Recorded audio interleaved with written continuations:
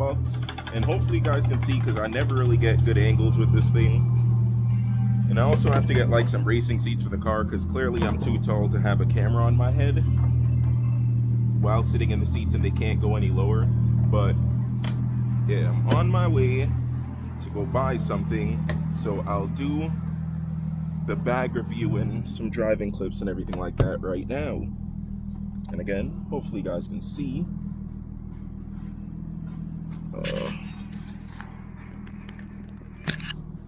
I'm hoping that's a good angle.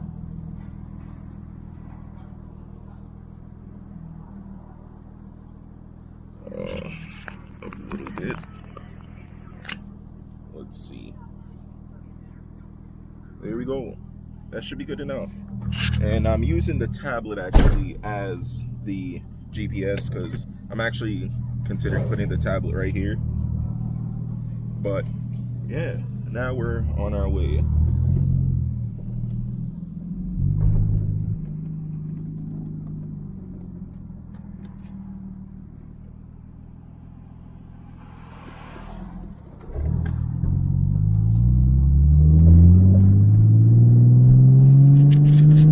Alright.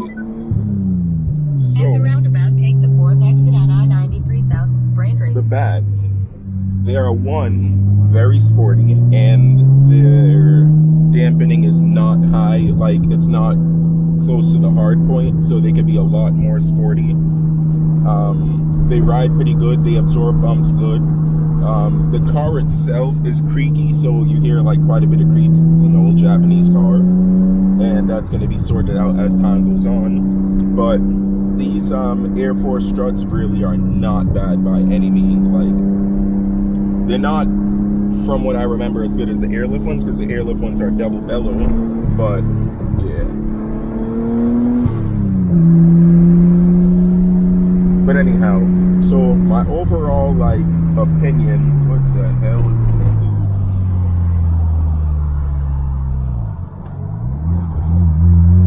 My overall opinion on the bags is that they're actually very good. They perform per usual as good as any coilover I've ever had, if not better. Like, if I can compare them to type of like a suspension, like that's aftermarket, I'd say they're let me think. I don't even know, like they're maybe like Fortunato 1500s, like performance wise, and then they feel like stock suspension. So yeah, that's what I would say.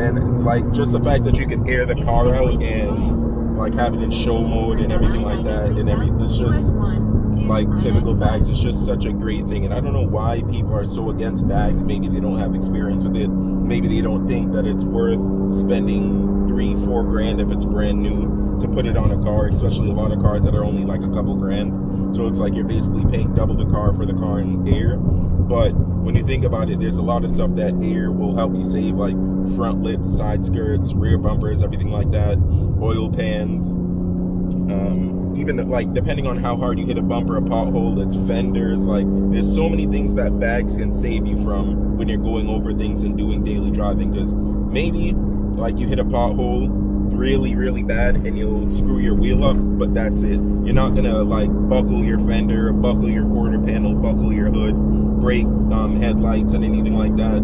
So it's like a really, like, I don't know, I've always just been a bag person, especially since I had the 350Z and I had that as a daily and it was bag. So yeah, I'm telling you guys right now, if there's one thing that you should experience is owning a bagged car, not driving one for a little while like a day or borrowing a friend's or whatever, but actually experience driving a bagged car, putting the settings to where you like them and tweaking the settings and putting all your suspension components on so it suits your driving style. Then you'll really see what the hype about bags are, because it's just like a coilover. You have to adjust them for how you want them. You have to put the dampening to how you want it. You have to put everything accordingly. The bags just give you more adjustability depending on the height itself, and then everything else, yeah. But yeah, I'm a bad guy. Bags are no longer for groceries. Bags are definitely for sports cars. So yeah. You guys can hear the creakiness, like R25 south, what the hell? It just stopped. But like all the windows, like when you wind down the windows, it's very creaky. This thing creaks like it's very bad. But it's an old car.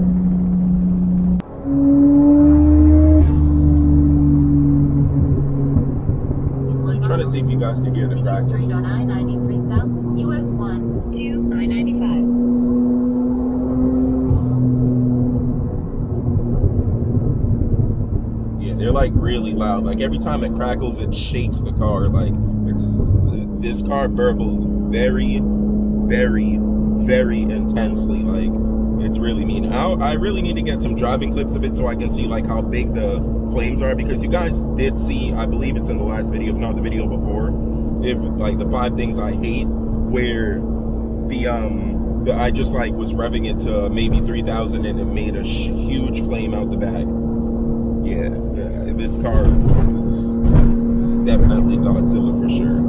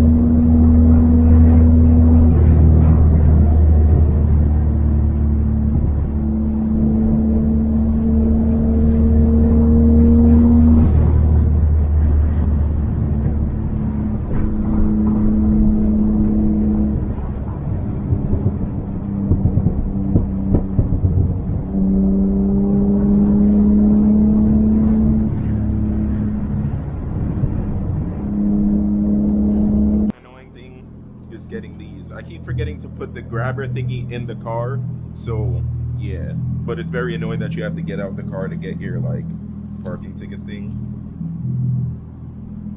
So yeah.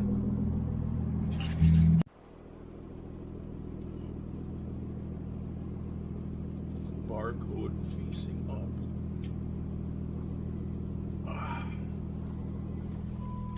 Jesus, the struggle.